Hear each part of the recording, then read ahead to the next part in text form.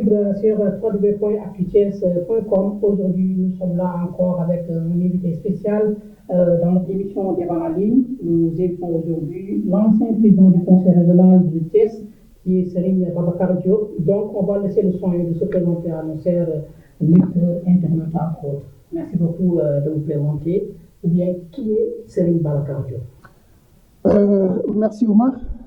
Serigne Babacar Diop est un Sénégalais, précisément un Thiessois de naissance, puisque je suis né à Thiès, au quartier Pentu Aligar.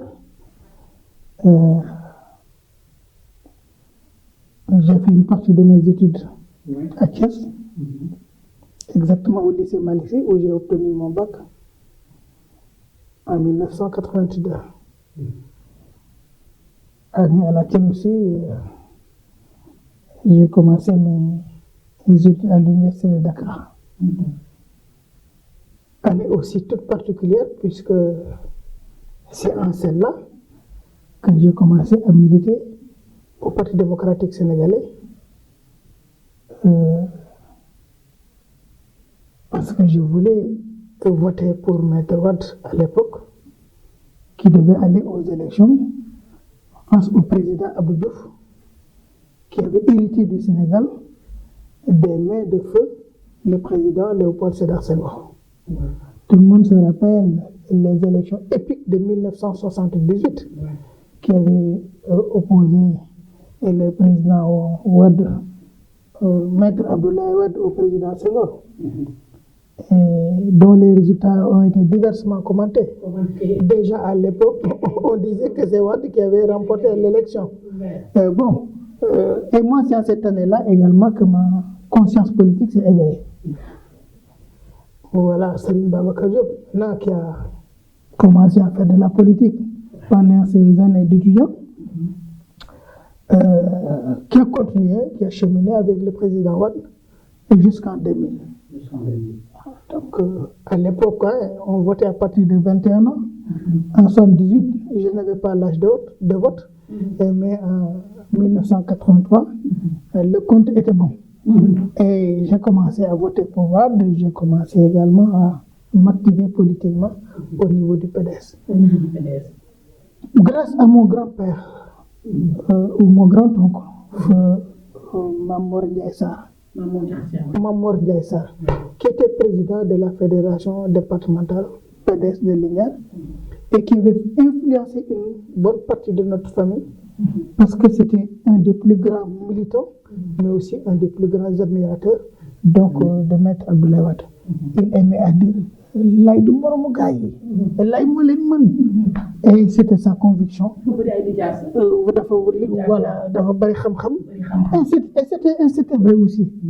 Et finalement, c'était devenu contagieux, et moi j'ai eu ma dose de contagion que je ne regrette pas. Du tout. Alors, très bien. Président, aujourd'hui, vous avez un parti politique. Lequel? Le Rassemblement national sénégalais. RNS. Tchaitou. J'ai ajouté Tchaitou. Tchaitou, ça me rappelle quelque chose. Oui. Ça me rappelle Cheikh Anta Diop. Oui, exactement. Super. Alors, président, le soir motivé pour ce parti. Vous savez, je dois dire que j'ai milité au PDS de 82 à 2011. Je n'étais pas d'accord pour le troisième mandat. Je n'étais pas d'accord. Bon, vous savez, par respect pour lui, il y a des termes que je n'utilise pas, quand même, parce que c'était un père politique, un père spirituel, et un père qui nous a enseigné à combattre, et surtout à être résilient. Et véridique. Et véridique aussi. C'est vraiment quelqu'un d'excellent. Donc ça, nous le lui reconnaissons. Moi, quand j'ai quitté, il y avait que je n'étais pas d'accord pour le troisième mandat, mais aussi, il y avait d'autres combats politiques sous-jacents que je préfère ne pas évoquer. Ça ne sert à rien de déterrer les hostilités, non, ça n'a pas d'importance. Mais en tout cas, j'ai arrêté en 2011, j'ai accompagné donc M. Idriss Seck, le président Idriss Seck, je l'ai accompagné en 2012. Le compagnonnage n'est pas allé loin. Bon, Macky Sall a été élu, le président Macky Sall. Avec ses ambitions présidentielles, qu'est-ce qui n'a pas marché? Vous voulez parler de quelle époque? Idrissa, À l'époque. En 2012. Oui, je l'ai compris. Ça a marché en 2012. Bon, en 2012, moi je pense que la cause, c'était que en 2012, il a été peut-être handicapé par sa démarche politique entre 2017 et 2012. Vous savez, en 2017, il était sorti deuxième des élections que nous opposions au président Wade, sans avoir battu réellement comme campagne. En 2007, autant pour moi. En 2007, il n'a pas carrément battu campagne. Il a juste fait des promenades, des sorties, mais je pense que c'était crânement battu. S'il avait la conviction qu'il pouvait battre Wade sans maîtrise, sans avoir l'appareil du PDS. Parce que le grand problème, à mon avis, à mon humble avis, je prie que je me trompe, mais c'est que c'est quelqu'un qui avait toujours pensé que sans l'appareil du PDS, il ne pouvait pas remporter l'élection présidentielle. Alors que les résultats de 2007 avaient montré que s'il avait joué crânement la carte de sa chance et de son aura, il pouvait aller au deuxième tour avec le président Wade. Ça n'a pas été le cas.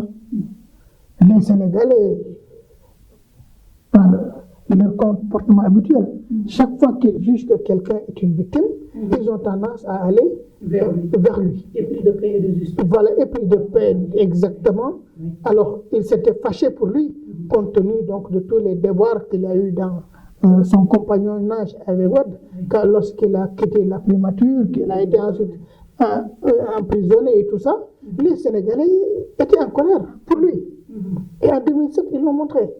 C'est juste qu'il n'a pas répondu en termes d'engagement, il n'avait pas répondu aux attentes des Sénégalais.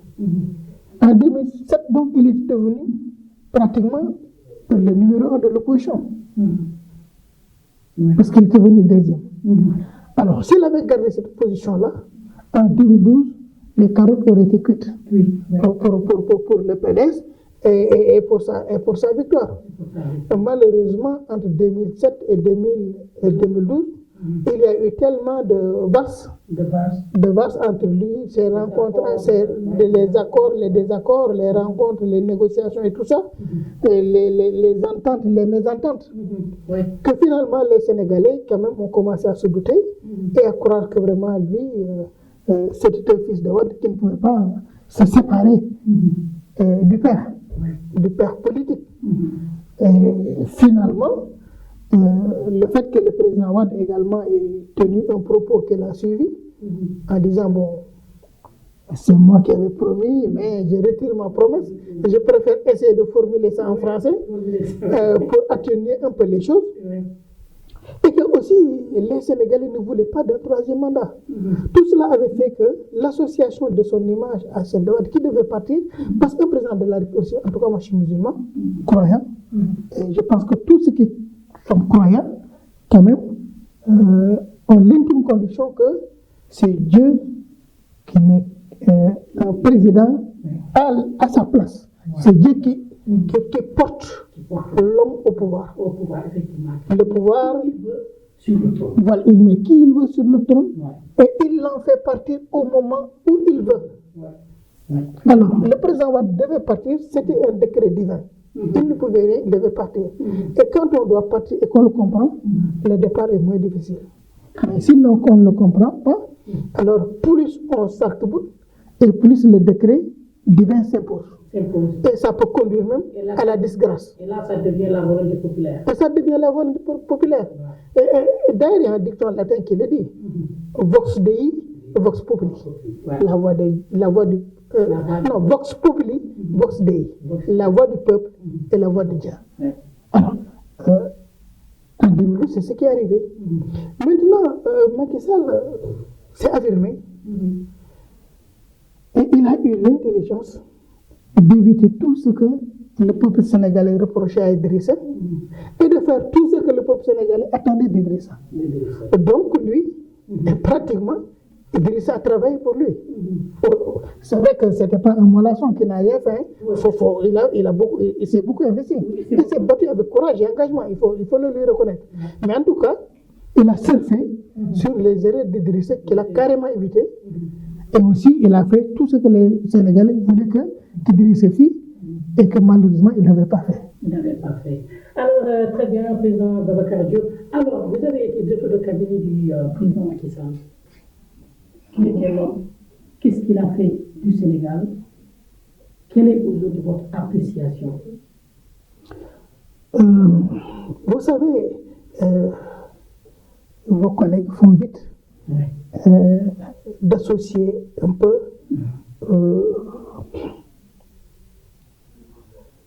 ma position politique au nom du président Macky Sall ou bien à la situation politique du président Macky Sall. Nous avons été de bons compagnons. Hein? Il y a eu une grande complicité entre nous. Nous avons travaillé au PDS. J'ai été son adjoint à la cellule des cadres de 1998 à 2008. Pratiquement, peut-être même à 2007, hein, parce qu'à 2007 déjà, il commence à prendre ses distances de la structure. Et qu'en 2007 aussi, le président Mavad m'avait nommé président de la cellule. Il m'avait nommé quand même, verbalement, mais il l'avait fait quand même devant son épouse et une autre autorité du PDS, une éminente autorité du PDS. Mais je n'avais pas estimé bon de sortir l'information par amitié pour le Premier ministre ou le président de l'Assemblée de l'époque, Macky Sall. Et je ne voulais pas dire voilà, c'est maintenant moi le président, me positionner et puis bon. Ce n'est pas élégant. Et que je pouvais faire mon travail sans avoir besoin de m'attifer d'un titre de président de la cellule. Mais ça a été fait quand même. Après maintenant les élections de 98, donc voilà, dont le PDS, les élections législatives, hein, dont le PDS était sorti sans, voilà, sans beaucoup d'acquis. Il y a eu une petite débandade de certains militants qui avaient quitté, etc. Je ne vais pas revenir sur tout ça. Donc, le président Ouad l'avait nommé à l'époque. Bon. Et il a bien géré la structure. Nous l'avons aussi accompagné, on s'est battu côte à côte. Et finalement, je pense qu'en 2000, l'action de la cellule avait été très, très, très décisive. Bon, je ne vais pas revenir sur ça. Après la victoire, j'ai été directeur de cabinet du ministre de l'Urbanisme et de l'Habitat, qui se trouvait être feu. Monsieur Cheikh Sadibou Fall. Ensuite, voilà, en 2001, je suis devenu le directeur de cabinet de son Excellence, M. Macky Sall, à l'époque ministre des Mines, de l'Énergie et de l'Hydraulique. Bon, voilà, je pense qu'on peut arrêter l'histoire là. Hein, parce qu'après. Bien sûr, en tout cas, vous avez donné beaucoup d'informations qui, quand même, permettent que les Sénégalais puissent quand même découvrir l'homme politique que vous êtes, le cursus, le parcours, aujourd'hui, pour ne pas aller trop loin, qui est élogieux, puisque aujourd'hui, tout ce que vous avez parlé avec confiance et cohérence. Puisque quand on se rappelle de votre militantine du PDS depuis 1978, non, pas depuis 1978. Depuis 1982. J'ai dit que ma prise de conscience politique s'est produite en 1978. Je ne sais pas si vous avez besoin que je sois plus... Non, ça c'est clair et précis. Juste parce que j'ai suivi ces élections en tant qu'élève. Oui. Alors, j'ai vu comment ça s'est fait et ça m'avait révolté. Comme je ne pouvais pas voter, je me dis, le jour où j'aurai l'âge de vote, je vais voter pour le président, pour M. Blad. Alors, très bien. Donc maintenant, M. Diop, vous avez été président du Conseil régional de Thiès. Aujourd'hui. À partir de 2002. À partir de 2002. Pour dire donc que les gens aiment à évoquer ma position de directeur de cabinet de M. Macky Sall à l'époque, mais ça n'a pas duré plus d'une année. Donc c'était juste une année, 2001-2002. J'ai été élu au Conseil régional de Thiès comme président. Je suis resté à ce poste jusqu'en 2009. Donc j'ai fait 7 ans. Après donc, le Conseil régional de Thiès, où je pouvais être réélu, hein, c'est le président Ouad qui m'appelait. En présence d'un aréopage de cadres, de ministres, etc. Le Gotha du PDS, une partie du Gotha du PDS de l'époque, pour me demander de ne pas me représenter. De ne pas me présenter, parce qu'il me voulait ailleurs, m'avait-il dit, mais surtout parce que je sais que quand même, il y a eu il y a eu une grosse combine.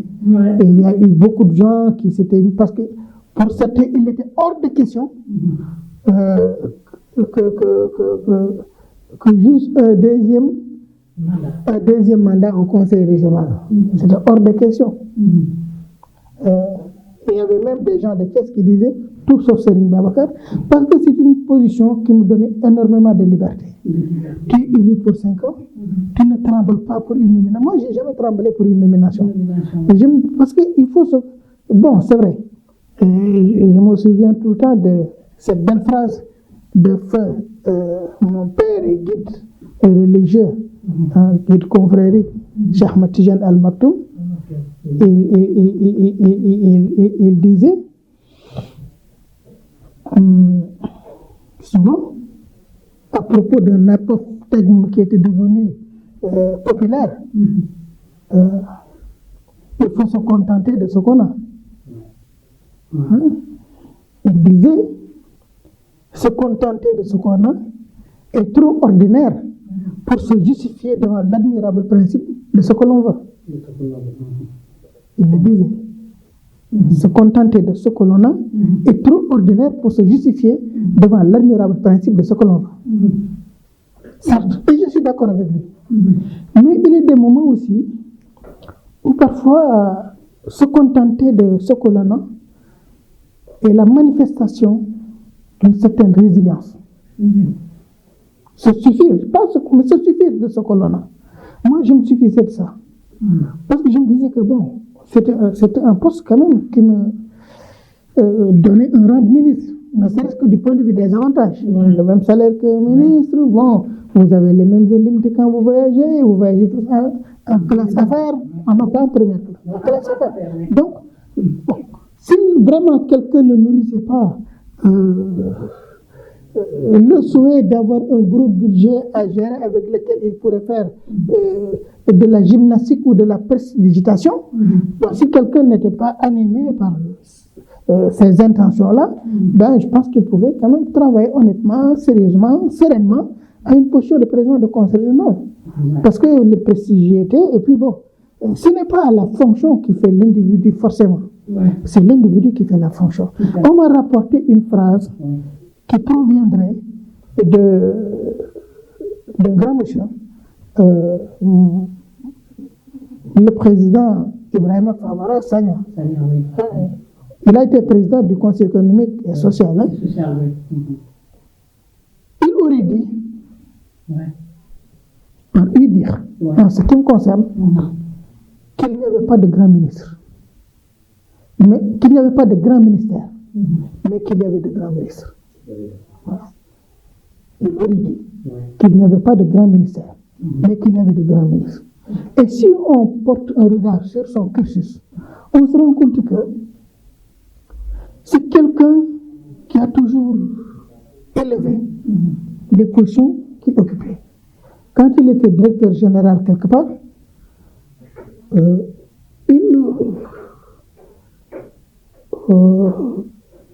il prenait le poste avec tellement de sérieux, il l'étoffait tellement, il y abattait un tel travail, et bon que tout le monde avait l'impression que seule cette direction existait dans le ministère où il était. Et quand on lui donnait un ministère aussi, au bout d'un certain temps, il donnait tellement de consistance, de poids et d'étoffe à ce ministère qu'on avait l'impression que seul ce ministère, que c'était le ministère le plus important du gouvernement. Donc, lui, il ne disait jamais qu'un ministère était petit. Il était conscient qu'il devait y avoir de grands ministres. Et quand on lui donnait un ministère, il lui donnait du contenu et du poids. Et moi, j'ai eu vent de ce principe-là qu'on lui attribuait et je m'en étais saisi. C'est pourquoi quand on m'a amené au conseil régional de Thiès, j'ai dit, écoutez, je considère qu'il n'y a pas de grand conseil régional ni de petit, mais qu'il peut y avoir de grands présidents de conseil régional. Et c'est pourquoi quand j'étais à Thiès, je me suis battu. Et à une certaine époque, on avait l'impression que mes anciens collègues me pardonnaient, mais en tout cas, le conseil régional de Thiès était extrêmement visible pour ses réalisations et pour la présidence de son président. J'avais travaillé vraiment à lui donner de l'étoffe, de la carrure et du poids. Ouais. Et il est même arrivé que beaucoup de personnes convoitent le poste de président de conseil régional de Thiès. Ouais. Mais ce n'était pas une question de poste, c'était une question d'homme. Donc, de servir son Servir, pays. servir, se battre. Quelle que soit la responsabilité qu'on a, Ouais. il faut se battre pour la réussir. Voilà, très bien, Monsieur le Président. Alors, là, on va parler un peu. Après, il y a eu le conseil d'administration de la Sénélec que j'ai présidé. Ouais. Et ensuite, le président, le conseil de surveillance de la Géroute que j'ai présidé. C'est vrai que c'était des postes qu'on pouvait occuper parce que le président le voulait, mais ce n'était pas des postes qu'on pouvait carrément marquer. Parce que vous voulez pas se séparer des grands hommes? Non, peut-être, mais il y avait une volonté d'être fidèle à ses collaborateurs, voilà. Mais je pense que c'était un poste où on pouvait envoyer quelqu'un, juste pour lui dire, bon voilà, tu fais partie du groupe, bon, voilà, tenez ça pour ne pas être frustré. En tout cas, c'est l'interprétation que j'en ai. On peut y travailler et faire du bon travail, mais ce ne sont pas des positions qui vous rendent visible. Et un homme politique, il a besoin d'être visible. Il a besoin de marquer de son empreinte ses passages à différentes positions. Maintenant, le poste de président de conseil d'administration ou de conseil de surveillance, ce n'est pas un poste qui donne de la visibilité. Quand même, il faut l'admettre.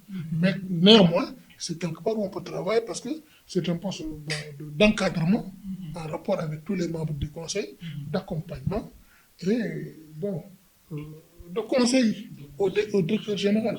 Mais c'est lui toujours qui a la responsabilité et c'est sa politique qui s'applique. Selon les directives de son ministre. Je commence par un mal désolé. J'en suis meurtri. Vraiment, j'en suis meurtri. Mais je ne perds pas espoir.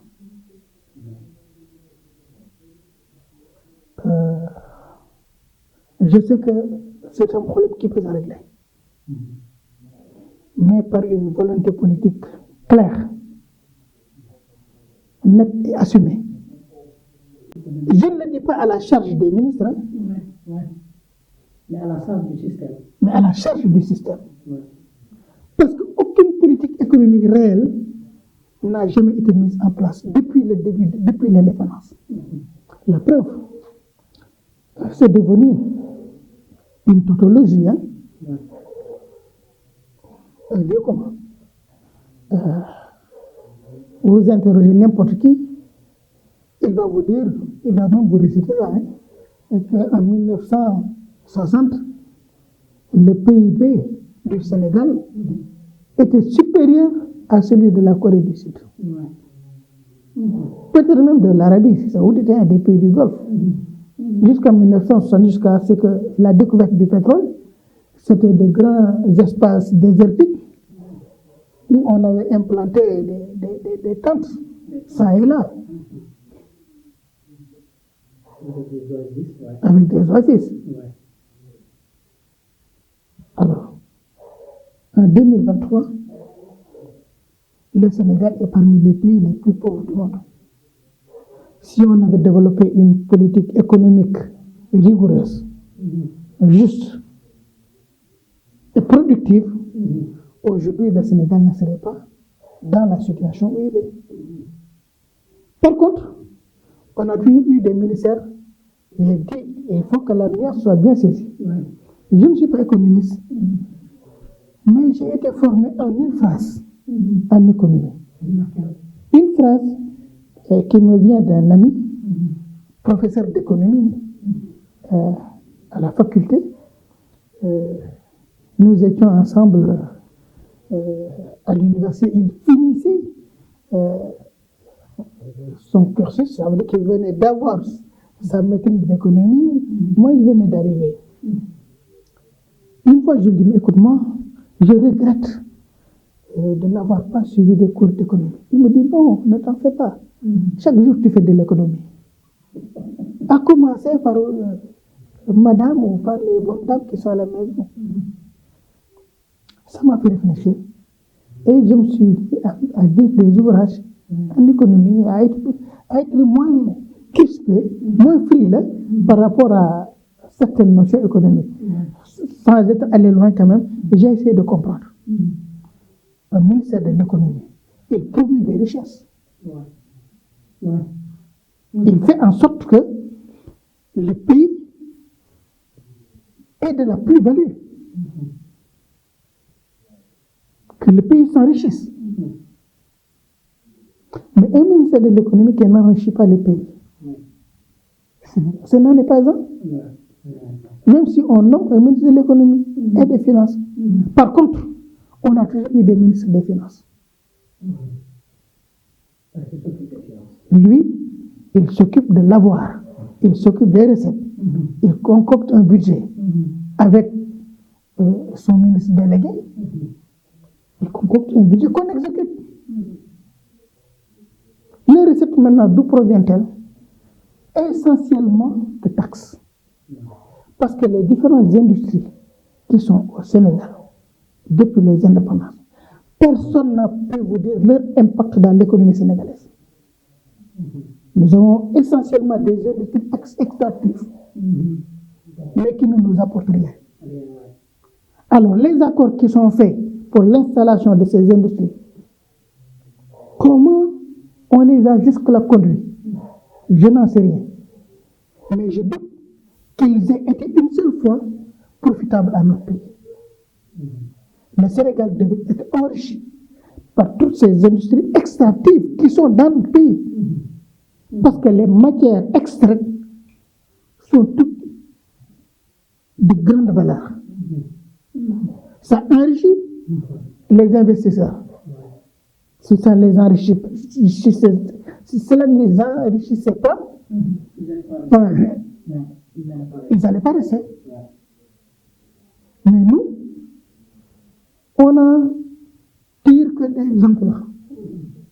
Voilà, on a des emplois. Mais non, non pour le pétrole. La tendance, c'est ça. Et je veux bien que les Sénégalais réfléchissent à ce sujet.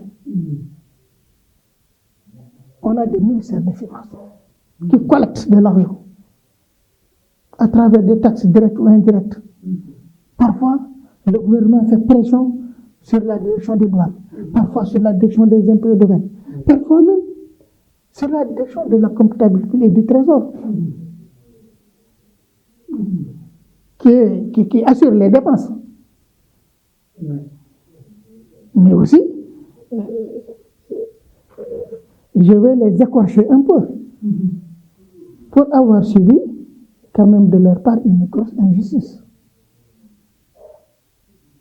J'ai travaillé pendant des années, tout le temps que j'étais au conseil régional de Thiès, on m'a prélevé des impôts qu'on n'a pas reversés. Je crois que donc, c'est entrer dans cette collecte-là, faire tout pour avoir de l'argent. C'est un autre débat. Puisque c'est un tout petit point, ça n'a pas beaucoup d'intérêt. Quand bien même il ne serait pas mauvais, que les gens sachent que quelque part, il y a une manière de travailler pour servir l'État, mais qui n'est pas des plus propres et des plus justes et des plus équitables. Alors, il est temps maintenant qu'on songe à mettre en place de véritables ministères de l'économie qui vont travailler à produire de la plus-value, à enrichir ce Sénégal-là, à travers les contrats qu'on négocie, à travers les investissements que l'État devrait faire.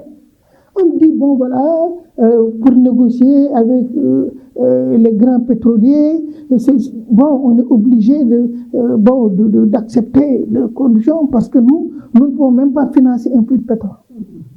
Et c'est une grosse tête qu'on est en train de payer. Et donc, on n'a jamais vu l'impact dans notre vie. Sauf peut-être à déclarer que ça nous permet de payer des salaires.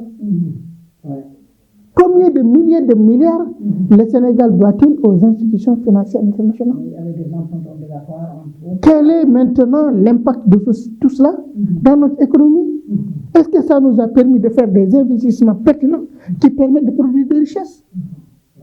Tout cet argent, si on avait investi ça dans des prix de pétrole, ou bien une partie de cet argent, au moins nous pourrions financer par nous-mêmes, puisque tout compte fait, nous avons une dette à payer. Mais on n'avait même pas besoin de ça. On a fait des privatisations tous azimuts. Chaque fois qu'on a une entité qui produit de l'argent, on finit par la privatiser. On a privatisé l'eau. On a privatisé la téléphonie. Hein? La téléphonie qui produit énormément d'argent pour tous les services qui y sont attachés. On a privatisé ça. Et après la privatisation, qu'est-ce qu'on constate?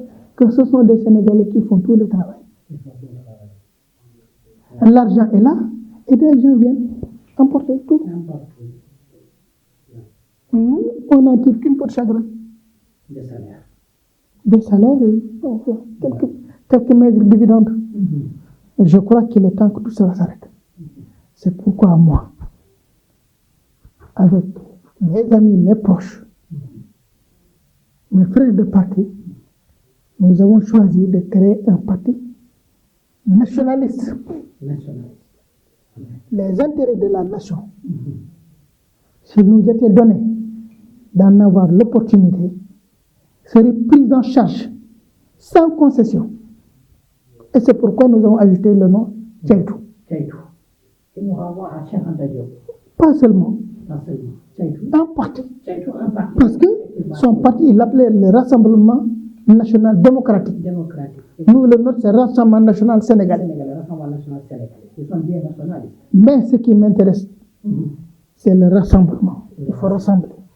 Convier toute la nation, ou tous les Sénégalais qui partagent la même vision que nous, les convier à venir travailler avec nous. Pas à nos côtés, hein. Avec nous, nous travaillerions ensemble. Je dois même dire, nous travaillerons ensemble. Cette petite glissade du conditionnel à l'indicatif marque simplement une volonté d'avancer et de progresser. Que les gens viennent et qu'on travaille ensemble. C'est un verbe d'action. C'est un substantif. C'est un nom. Pour être précis. Et Tchaïtou est un nom qui a été donné, si mon information est exacte, et je crois qu'elle l'est bien, a été créé par Mam Cheikh Anta Mbacké. Et un village où il enseignait. Il est réputé pour son érudition. Hein. C'était un grand érudit. Voilà. Vous savez, à côté de Mamboron Touba, c'est difficile de sortir du lot à ses côtés. Mais c'était un homme d'une dimension exceptionnelle. Érudit, travailleur, bon, grand économiste, grand producteur. À Tchaïtou, dañ doon saytu xam-xam. waaw fii mooy Tchaïtou. fii la ñuy saytoo xam-xam bi. saytu nag mooy prendre en charge. Prendre en charge. Mettre en place, contrôler, gérer, évaluer, développer. Tout ça, c'est un contenu à mettre dans le verbe d'action saytu. Qui est un projet politique. Voilà. Et qui produit maintenant un nom qui est Tchaïtou. fii mooy Tchaïtou, fii la ñuy saytoo xam-xam bi, fii la ñuy saytoo diine bi, fii la ñuy saytoo liggéey bi tax ñu jógee ci ñàkk soqaliku ñàkk àgg ci am. Alors donc nous aussi, notre projet, c'est de prendre en charge l'économie du Sénégal, le bien-être des Sénégalais, l'équilibre et l'épanouissement du Sénégalais. que chaque Sénégalais se sente bien dans ce pays, qu'il sente qu'il n'est pas un élément ignoré, un électron libre, qu'il n'est pas voilà, un oublié, un laissé pour compte. Non. Notre souhait, c'est qu'un jour, le Sénégalais se dit, moi, je ne sortirai plus de mon pays pour emprunter des embarcations mortelles. Rester et réussir. Je vais rester et réussir ici. Je vais rester parce que je sais que je vais réussir si je reste dans mon pays. J'ai toutes les chances à ma disposition pour me réaliser et m'épanouir dans mon pays. Pour qu'un Sénégalais, même à l'extérieur, se sente fier d'être Sénégalais parce qu'il se dit je peux rentrer chez moi quand je veux. L'Américain qui bombe le torse parce qu'il pense que l'Amérique est supérieur à toutes les nations, il faudra qu'un jour également, en tout cas c'est notre rêve, we have a dream, c'est qu'un jour, le Sénégalais puisse bomber le torse et se dire que sa nation n'est pas certainement la plus grande du monde, mais que sa nation compte parmi les plus grandes du monde. Pourquoi? Parce que le Sénégal se sera enrichi.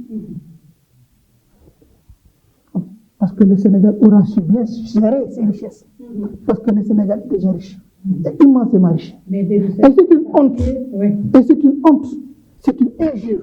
Qu'aujourd'hui on puisse dire le Sénégal est un pays pauvre. Moi, ça m'atterre. Il faudra, et d'ailleurs, moi j'ai un petit problème. Il faudra qu'on sorte de cette notion de PIB. Moi, je crois plus au PNB qu'au PIB. Le PIB, c'est l'ensemble des productions, l'ensemble des richesses produites dans le pays, par des étrangers ou par des nationaux. Le PNB, maintenant, c'est l'ensemble des richesses produites par des nationaux. Donc, si nous calculons notre taux de croissance à partir du PIB, ça veut dire que nous nous trompons. Puisque c'est les ressources qui partent. Parce que tout ça, toutes ces sociétés qui appartiennent, ont produit beaucoup de richesses. C'est indéniable. Il y a énormément de richesses qui sont produites au Sénégal, mais elles ne restent pas. C'est des capitaux qui vont migrer vers... Alors, on nous a demandé, bon, je ne sais pas quel est le système qui nous a amené à ne plus parler de PNB, pour ne parler que du tout. C'est pourquoi les gens vont réclamer toujours que la croissance puisse être utile au Sénégal. Qu'est-ce qu'on dit? Croissance qu'elle ne connaît pas. Parce qu'ils n'en sentent pas l'impact. Quand on nous dit, bon, une croissance à 3 chiffres, nous aurions eu une croissance à 1000 chiffres, si c'est calculé sur la base du PIB. Dans le contexte actuel ou dans la contexture de l'économie, l'économie sénégalaise, de toute façon, la population sénégalaise n'en sentirait jamais d'utilité. Si maintenant nous calculions notre taux de croissance sur la base du PNB, les gens le sentiraient parce que ce seraient des richesses produites par des nations et des richesses qui resteraient dans ce pays. Alors très bien, c'est comme qui dirait... c'est pourquoi nous avons mis Tchaïtou. C'est un projet. Alors moi, j'ai entendu dire que... Un projet, c'est la première fois que je parle de projet. C'est vous qui avez rejeté le mot. Je l'accepte. Je le saisis. Effectivement. Je le prends et je le propose à mon parti. Et parce que c'est un projet explicable. C'est un projet viable. Et facile à comprendre. Et qui est sénégalais. Et réalisable aussi. Et qui est sénégalais. Qui répond aux normes nationaux.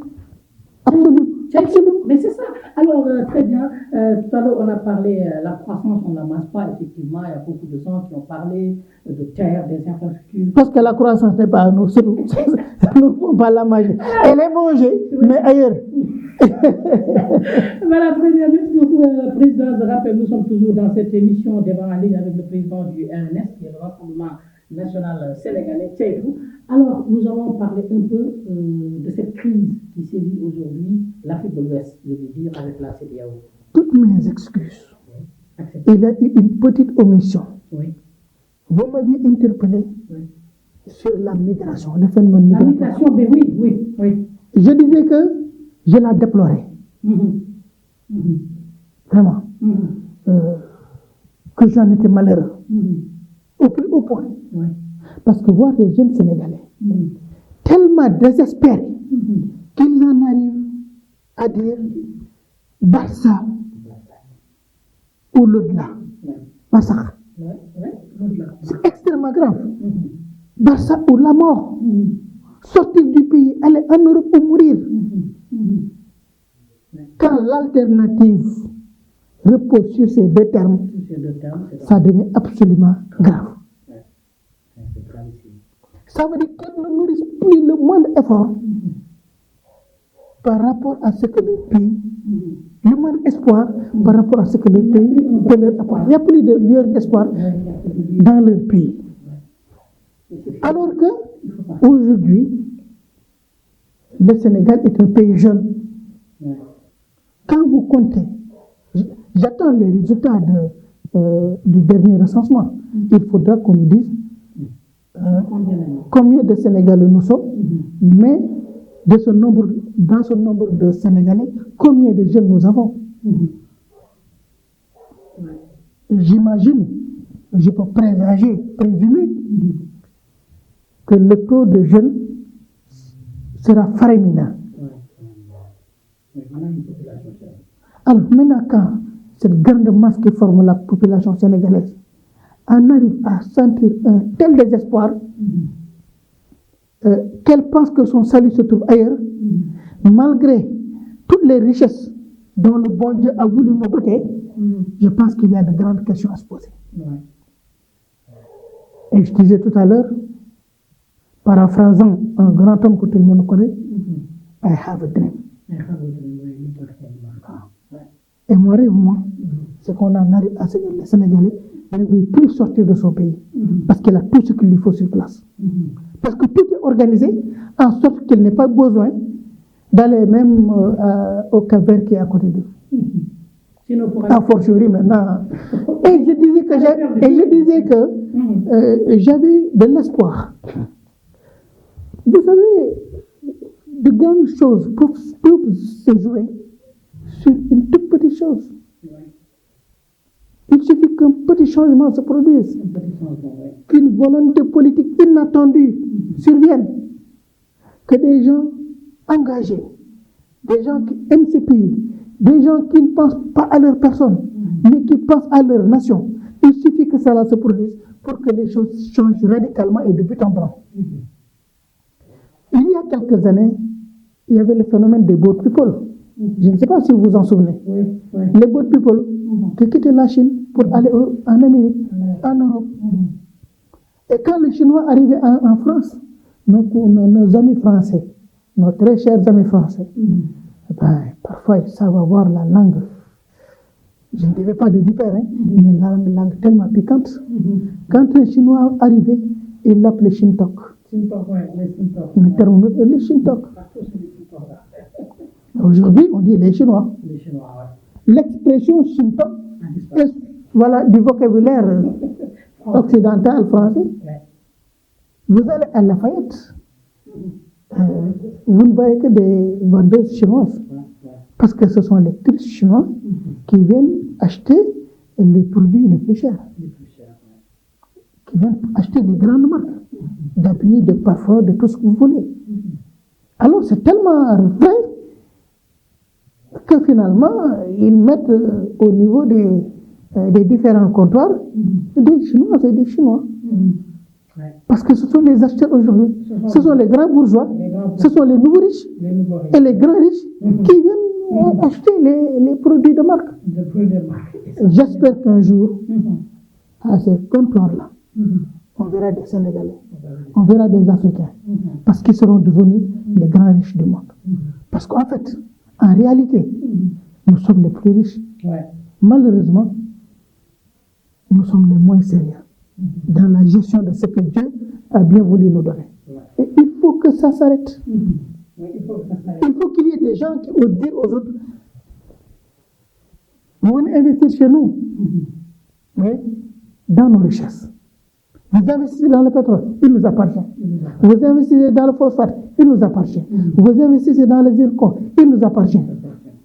Vous investissez dans le marbre, il nous appartient. Vous investissez dans le fer, il nous appartient. l'or aussi. Dans l'or, il nous appartient. Ouais. Combien de tonnes d'or le Sénégal dispose dans une de nos banques?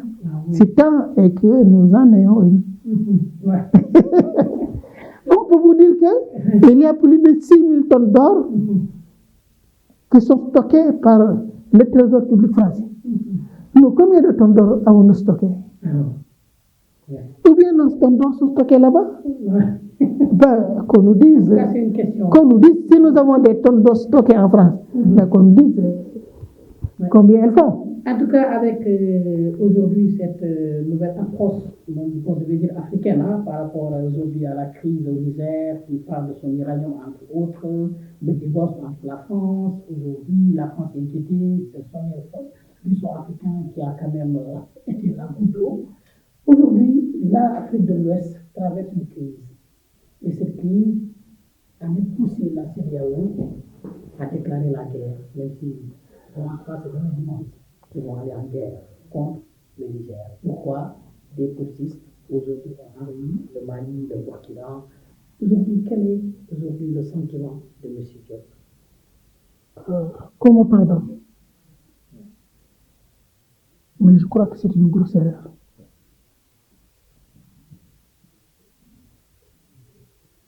On ne se résout pas par la guerre. Il me souvient quelques phrases de Napoléon Bonaparte. C'est un grand soldat, un grand meneur d'hommes, un grand conquérant. Mais il a eu à dire, je le cite, on peut tout faire avec des baïonnettes, sauf s'asseoir dessus. Ouais. Ça, c'est sûr. Ça veut dire qu'on ne peut pas conduire toute une vie l'arme au poing. Il a eu également à dire, et je le cite toujours, les hommes font l'histoire, mais ils ne savent pas l'histoire qu'ils font. Est-ce que la CEDEAO, c'est l'histoire qu'elle veut faire? Est-ce qu'elle est consciente? Je ne dis pas de l'histoire qu'elle fait, parce qu'encore, jusqu'à maintenant, peut-être qu'il n'y a rien. Mais est-ce qu'elle est consciente réellement de l'histoire qu'elle veut faire? Les États n'ont pas d'amis, disait De Gaulle. Ils n'ont que des intérêts. Cette phrase a fait le tour du monde. Elle est devenue un leitmotiv partout. Ce n'est pas faux. C'est ce qu'on vit. Parce que c'est parti d'un mode de pensée, du mode de pensée occidental. Les États n'ont pas d'amis. Et il y a des phrases qui sortent de leur culture que nous ne devons pas forcément nous approprier, en tout cas pas entre nous. Les États n'ont pas d'amis, d'accord. Les États africains, eux, ils ont des amis.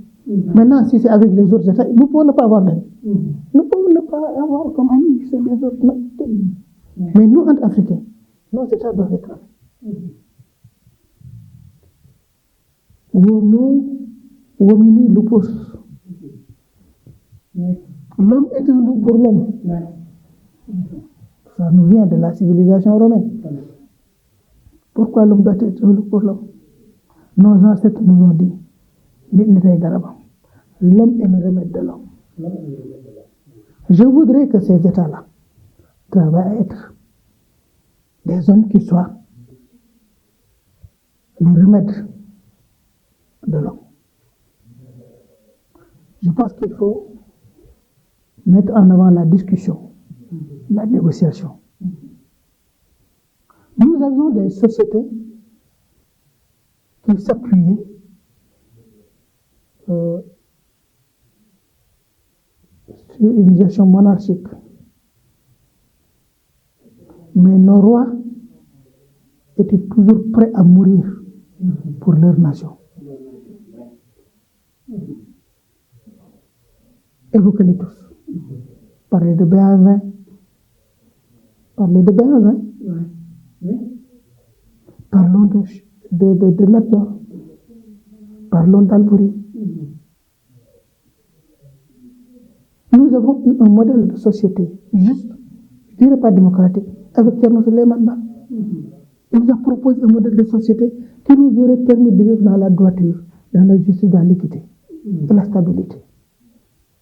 Non, il est de chez nous, on ne fait pas recherche sur ça. On ne peut pas réagir sur ces écrits. C'est comme ça que nous réagissons. L'homme est le remède de l'homme.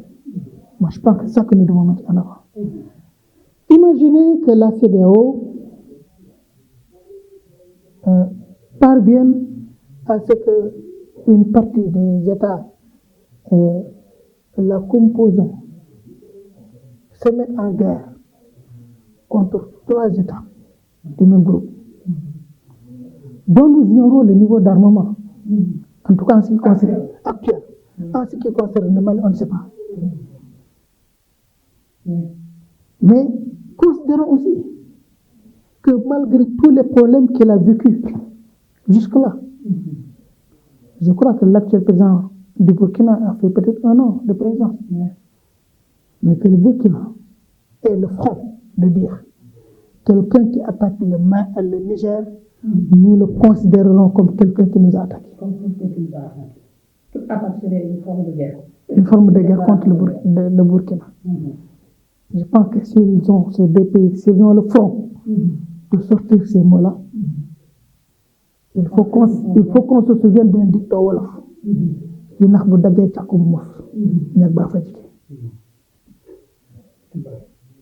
Est-ce de l'intérêt du Sénégal que le président Macky Sall mobilise des Sénégalais pour aller tirer sur des Nigériens au nom d'un principe démocratique qui n'est respecté dans aucun de nos pays? On va régler le problème par les effets, en fermant les yeux sur la cause. Tous ces coups d'État-là se sont produits parce que les gens qui arrivaient au pouvoir dans la sphère francophone faisaient tout pour s'y arc-bouter. Et ils restaient ad vitam aeternam. C'est ce bénéfice du pouvoir.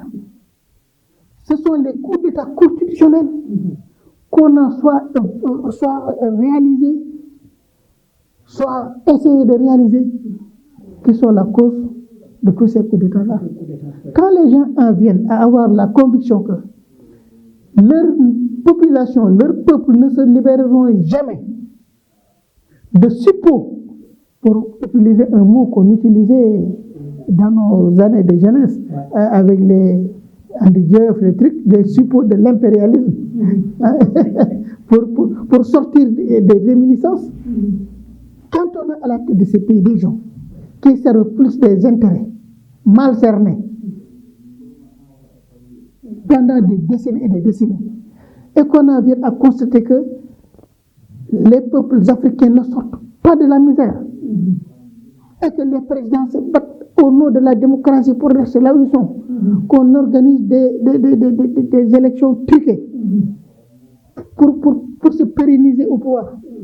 Alors finalement, quand l'armée qui a le dernier mot, peut-être pas, je ne sais pas, mais quand l'armée qui a ses fusils, ses canons et trucs, dit je prends le pouvoir, ça doit plutôt susciter de la réflexion que de l'arrogance. Mais la guerre est toujours là-bas. La première guerre mondiale, elle a duré de 14 à 18, 4 ans. La guerre mondiale, 5 ans ou 6 ans. 39-45. Alors, 6 ans de guerre. Et ça a fini autour. Voilà. Nous, si nous nous engageons dans une guerre, quand est-ce qu'elle va finir? Ou bien on va se battre jusqu'à ce que les gens finissent par se jeter des pierres. Et avec des djihadistes. Faute de munitions. Avec des djihadistes je me souviens d'une guerre qu'il y a eu entre 2 pays africains. Je ne veux pas les nommer, les citer.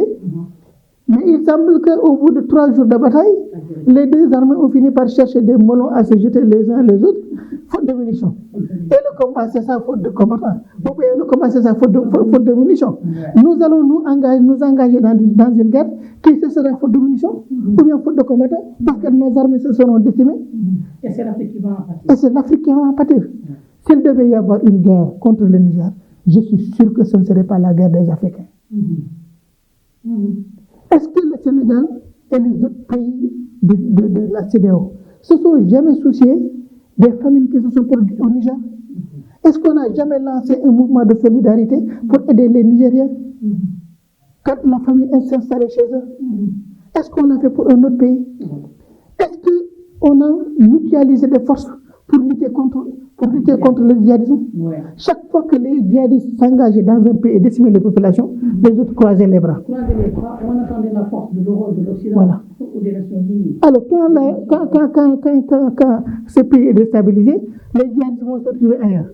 On est allé même jusqu'à dire que les djihadistes vont aller au Bénin, au Togo, jusqu'au golfe de Guinée. Il n'y a aucun pays dans les perspectives qui se font qui épargne. Il n'y a aucun pays qui est épargné. Il n'y a aucun pays qui est épargné. Même les pays qui ne voient pas encore carrément le mouvement djihadiste, on leur promet qu'il y en aura là, là-bas. Alors je pense que l'urgence, c'est d'unir nos forces pour faire face au djihadisme. Plutôt que d'unir nos forces pour renforcer le djihadisme. Parce que le jour où les États seront affaiblis, où nos armées seront affaiblies, parce qu'elles se seront entretuées, les djihadistes vont revenir en plus grande force. Aujourd'hui, le divorce, la France-Afrique, elle est consolée, puisque aujourd'hui on parle de tout ça, les banques, la France, ses avoirs, le misère, l'uranium, entre autres. Et la France aujourd'hui, qui veut mener la guerre. La France, quand même, doit faire montre d'un peu de fierté, quand même, et de dignité, de grandeur. Depuis tout temps que la France suce le sang des Africains, si elle n'en a pas assez dans ses artères et dans ses veines, ça veut dire qu'elle est partie pour être toujours rachitique. Elle est partie pour en demander sans arrêt si on ne la freine pas. Et c'est très dommage. L'esprit français est très beau. La culture française est magnifique. Moi, je suis prof de français. De formation, à la base, c'est ce que j'ai fait. Et je sais que c'est une langue. Je n'ai pas un faible pour la France, hein, comme disait Senghor. C'est lui qui avait un faible pour la France. Moi, je n'en ai pas. Hein? Je n'ai pas un faible non plus pour la langue française. Mais je l'aime quand même, parce qu'elle est belle. La culture française aussi. Le peuple français est un peuple de culture, un peuple intelligent, un peuple raffiné. Mais comment se peut-il que, sur le plan intellectuel, la France soit si belle et qu'elle ne parvienne pas à régler son problème avec l'Afrique par l'intelligence? La diplomatie française est l'une des plus fines. Et je parle en connaissance de cause. Je l'ai apprise. J'ai fait le centre d'études diplomatiques et stratégiques de Paris. Et j'ai eu un diplôme de ce centre d'études. Et j'ai lu beaucoup d'ouvrages de grands écrivains, de grands professeurs. Et il y en a un que j'admire tout particulièrement, le professeur Pascal Chénion. C'est une sommité.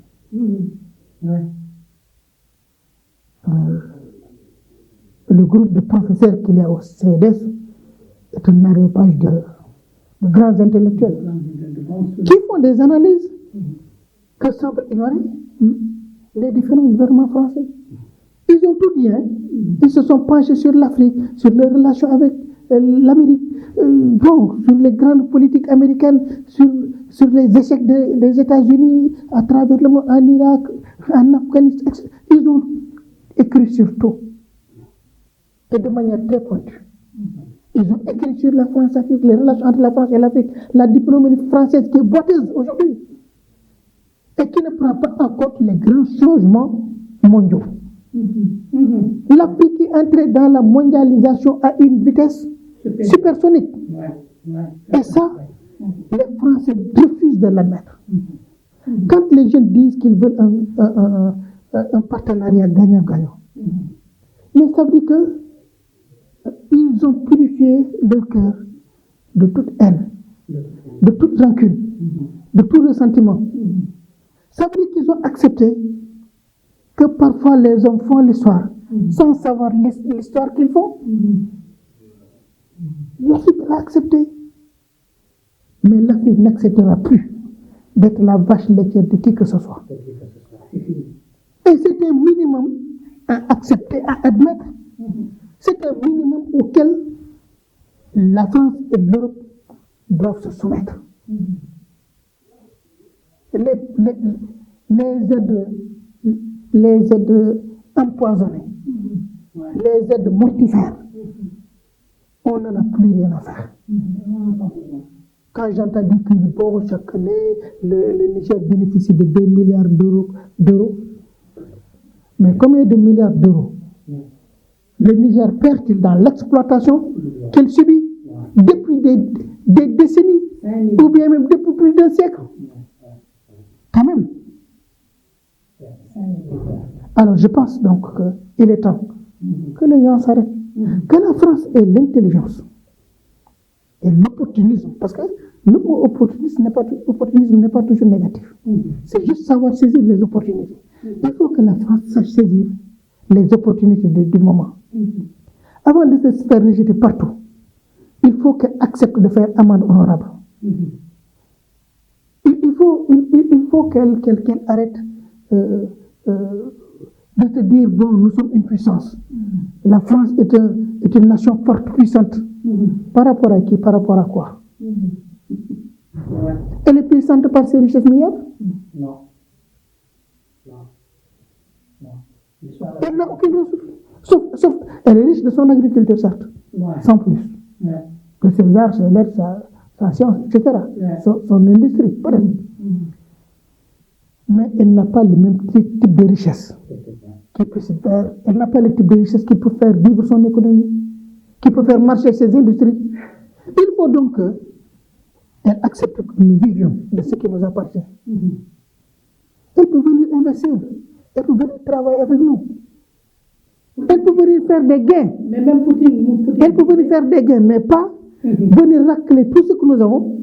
Et surtout, tu sais, elle ne veut pas changer sa politique parce qu'elle a toujours été opérante. Et Poutine disait dans une de ses déclarations face à la presse, je ne veux pas mener la guerre, je ne veux pas faire la guerre avec la France, je veux juste libérer l'Afrique.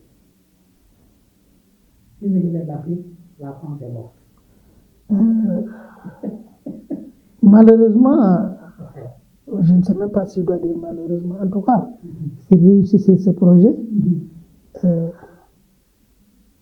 ce serait catastrophique pour la France. Mais nous n'avons pas à attendre que la Russie nous libère, ou que la Chine nous libère, ou que quelqu'un, quelque part dans ce monde nous libère. C'est à nous de nous libérer nous-mêmes. Voilà, très bien. Nous en avons et l'intelligence, et le savoir, et le savoir-faire, et l'opportunité. Voilà. Il nous faut en avoir le courage. Merci beaucoup. Je pense que nous avons épuisé le temps, puisqu'on est à 1h07 d'émission. Alors, très bien. Donc, le dernier mot. Le dernier mot, c'est encore le courage et le courage. Je citerai un dicton latin, in robore fortuna. La chance est dans le courage. Il faut avoir le courage de mener les politiques appropriées, les politiques idoines. C'est l'occasion. Il nous faut arrêter les enfantinages, les petites guerres, les micmacs pour s'accrocher au pouvoir. Il nous faut penser à nos nations. Il nous faut penser à nos peuples. Parce que vraiment, tu sais, le grand problème de la France avec le Sénégal, c'est sa gourmandise, c'est sa boulimie. Mais aussi le problème de nos chefs d'État, c'est leur boulimie. Mais il faut que les gens arrêtent et apprennent à être raisonnables. Moi, je pense que si nous acceptions de nous inscrire dans la rationalité et que nous apprenions à être réellement courageux, je pense que notre sort pourrait changer du jour au lendemain. Et c'est faisable. Et il y a des hommes pour ça, dans ce pays. En Afrique aussi. Alors vivement ce sursaut de dignité, ce sursaut d'honneur, ce sursaut d'engagement qui nous permettra quand même de changer de cap. Et qui nous permettra également de nous inscrire dans un multilatéralisme qui n'exclura personne. Parce que vous savez, changer de tuteur ou changer de maître, ça ne doit pas être le projet de l'Afrique. Il nous faut arrêter d'avoir des maîtres. Il nous faut arrêter d'avoir des tuteurs. Pour n'avoir que des partenaires, d'où qu'ils viennent. Si l'on part du principe que les États n'ont pas d'amis et qu'ils n'ont que des intérêts, tout comme la France s'échine à maintenir des intérêts indus en Afrique, autant d'autres nations vont se battre pour s'assurer des intérêts sur le dos de l'Afrique. Avec le multilatéralisme, quand les gens comprendront qu'ils sont obligés de faire avec nos règles pour assurer les intérêts ici, ils nous écouteront. Ils ne sont pas fous. Ils ne sont pas fous. Alors, c'est maintenant à nous de leur imposer nos règles. Très bien, merci beaucoup. Donc voilà, chers internautes, c'était l'édition des Marali avec le président du parti RNS, qui est le Rassemblement National Sénégalais Keïtou, qui nous a quand même donné cette occasion quand même de pouvoir s'exprimer, mais de revenir sur les points saillants de l'actualité nationale comme internationale. Donc on vous donne rendez-vous très prochainement pour le nouveau numéro. Merci.